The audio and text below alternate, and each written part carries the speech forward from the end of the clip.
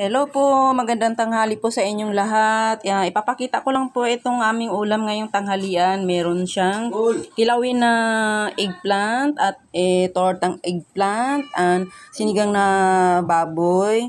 Then ito ay isda ginisa sa butter. Ayan po guys, ang aming ulam ngayon.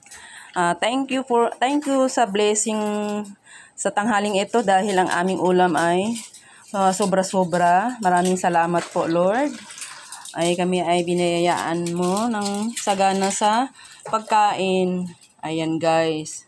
Ito po yung ulam namin. Ito kasi, guys, tira to kagabi. Ngayon, ininit ko siya.